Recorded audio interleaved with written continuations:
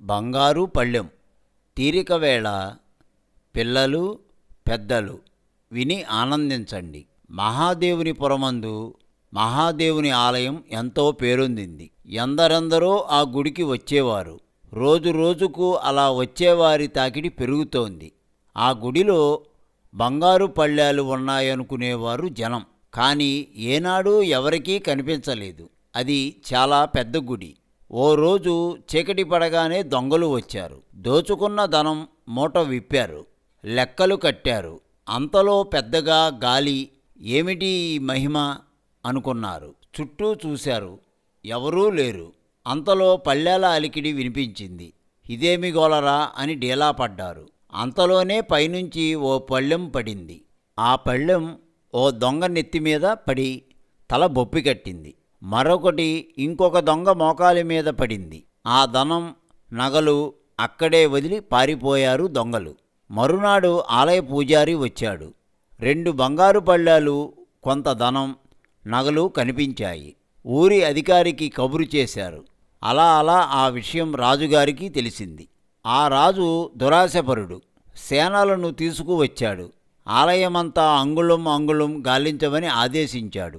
ఇంకేమైనా బంగారు పళ్ళాలు దొరుకుతాయేమోనని అతని ఆశ వలన ఆ సేవకులు వెదికి వెదికి అలసిపోయారు. ఊరి జనం అక్కడ పోగయ్యారు. ఆ రాజు అందరి ముందే ఆశగా బంగారు పళ్ళెం అందుకున్నాడు. అంతలోనే అది మాయమైపోయింది. ఈ వింతను గుడ్లప్పగించి చూశారు జనం. రాజుగారి ముఖం చిన్నబోయింది. మిగతా పళ్ళాన్ని అయినా దక్కించుకోవాలనుకున్నాడు. ఆ ఊరంతా చాటింపు వేయించాడు. ఎవరూ ఆ గుడిలో పూజలు చేయకూడదన్నారు. ఇంకేమి మహిమలు మొదలవుతాయోనని అందరిలో భయం కలిగింది. రోజులు దొర్లుతున్నాయి. ఆ గుడి గురించి నలుగురు 4 రకాలుగా అనుకుంటున్నారు. పూజలు నిలిచిపోవడంతో ఈ ఊరికి కరువు కాటకములు దాపురించాయి. రాజుగారికి కూడా బాధలు మొదలయ్యాయి. పొరుగున ఉన్న రాజులు దేశాన్ని ఆక్రమించుకోవాలని చూస్తున్నారు. వెంటనే ఏమీ పాలుపోక రాజుగారు బౌద్ధ గురువు దగ్గరికి వెళ్ళారు. విషయం వివరించారు. ఆయన గుడికి వచ్చారు. అంతా గాలించారు. ఓ శాసనం కనబడింది. దాని భావం విడమరిచి చెప్పారు. ఎవరైతే మంచివారో వారికే ఈ కానుక అని దానిలో ఉంది. మంచివారు నిజమే మాట్లాడతారు, ధర్మమే ఆచరిస్తారు, దానగుణం విడవరు అని కూడా ఉంది. రాజుగారు కొందరిని తీసుకువచ్చారు. వారంతా పరోపకారులుగా పేరొందినవారు. ఒకరు పళ్ళెం పట్టుకోగానే అది నల్లగా మారిపోయింది. ఆ పెద్ద మనిషి చాలా సిగ్గుపడ్డాడు. ఈసారి ఆ ఊరంతటికీ మంచిదైన మహిళ వచ్చింది. ఆమె అదే పళ్ళెం పట్టుకుంది. అది మరింత వికృతంగా మారింది. ఆమె తలదించుకుని వెళ్ళిపోయింది. మరొకాయన వచ్చాడు. పళ్ళెం మీద చేయి వేశాడు. అది పచ్చగా నాచురంగులోకి మారిపోయింది. మరో రోజు కొందరు అక్కడికి వచ్చారు. వారిలో ఒకడు పళ్ళెం పుచ్చుకున్నాడు. వెంటనే అది వెలవెలపోయింది. మరొకరు అందుకున్నారు. కారు నలుపుగా మారింది. రాజుగారు కొలువుదీరాడు. పూజలు జరుగుతున్న తీరును అడిగి తెలుసుకున్నాడు. అంతా బాగానే ఉంది. దేశంలో వానలు పడుతున్నాయి. పొరుగురాజులు తోక ముడిచారు. దాంతో రాజుగారు బంగారు పళ్ళాల గురించి ఆలోచించసాగారు. వాటి మీద దురాశ పోయింది. కానీ మంచివాడిని రప్పించాలనుకున్నారు. ఆ సంపదను పేదలందరికీ పంచాలనుకున్నాడా రాజు. ఎవరో బాలుడైతే సరి అన్నారు. ఉత్తముడైన బాలుడిని గుడికి తీసుకువచ్చారు. అతను అమాయకంగా కనిపిస్తున్నాడు. పళ్ళెం పట్టుకున్నాడు. అది ఎర్రగా మారిపోయింది. ఇహ లాభం లేదనుకున్నారు రాజు. తన దేశంలోని వారంతా అంత మంచివారు కాదని తేలిపోయింది. పతివ్రతలైన స్త్రీలు వచ్చారు. నగర పెద్దలు వచ్చారు. దానం చేసేవారు వచ్చారు. పూజారులు వచ్చారు. అందరూ వచ్చినా లాభం లేకపోయింది. ఆ కంచం వారి చేతిలో పడి నల్లగా పాతదానిలా అయిపోయింది. ఆ గుడిలోని వందలాది మంది రావడం, ఆ పళ్ళాన్ని తాగడం, అది నల్లగా మారిపోవడం జరుగుతోంది. అంతేగాని ఒక్కటి కూడా పసిడి పళ్ళెంగా మారలేదు. ఏమిటి వింత?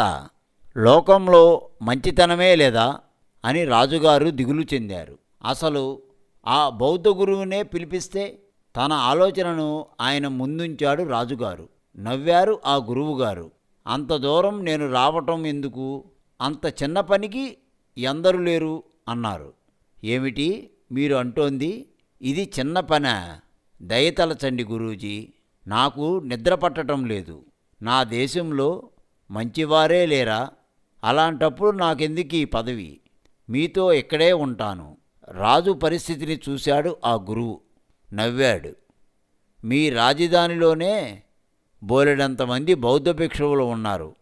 వారిలో ఏ ఒక్కరైనా చాలు, మీరు కోరిన పనిని ఇట్టే చేయగలరు వివరించారు ఆ గురువు. సంతోషంగా బయలుదేరాడు రాజుగారు. ఊరి వారందరినీ పిలిపించాడు. బౌద్ధ భిక్షువులను కూడా రమ్మన్నాడు. ఏమి జరుగుతుందా అని అందరూ చూస్తున్నారు. ఓ భిక్షువు వచ్చాడు. నదిలో స్నానానికి వెళ్ళాడు. ఆ భిక్షువు తిరిగి వస్తుంటే ఓ బిచ్చగాడు కనిపించాడు. చలికి వణికిపోతున్నాడు వాడు.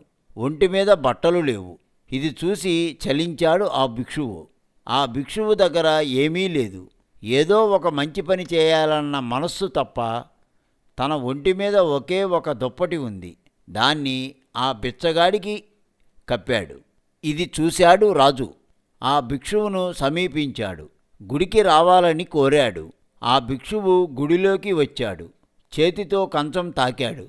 అంతే, అది పసిడిదానిగా మారిపోయింది. దగదగ మెరవటం చూశారు జనం.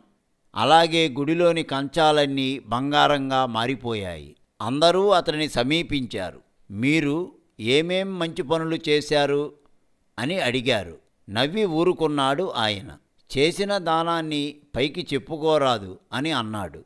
అది విని ఆ జనం అలాగా అన్నారు. జంతువుకు తిన్నదే పుష్టి, మనిషికి ఉన్నదే పుష్టి. కూడబెట్టుకోవడం అందరం చేస్తాం. జీవితం అంటే అది కాదు. నలుగురి గురించి ఆలోచించాలి. ఈ చేతితో దానం చేస్తే ఆ చేతికి తెలియకూడదు. ఉన్నంతలో ప్రతివారు దానం చేయాలి. ఇలాంటివేవో కొన్ని మంచి మాటలు చెప్పాడాయన. మహారాజు గారు ఆయనను ఉచిత రీతిన గౌరవించి పంపారు. జనం జేజేలు పలికారు. ఊరు బాగుపడాలంటే ఒక్కరైనా ఉండాలి. బౌద్ధ భిక్షువులు మరీ మరీ అవసరం. నలుగురి నోట ఇదే మాట. మంచితనమే నిజమైన సంపద. అదే మనల్ని కాపాడేది, పేరు నిలిచేలా చేసేది. మంచితనాన్ని మించిన మతం లేదు. అందరూ తెలుసుకోవలసింది ఇదే.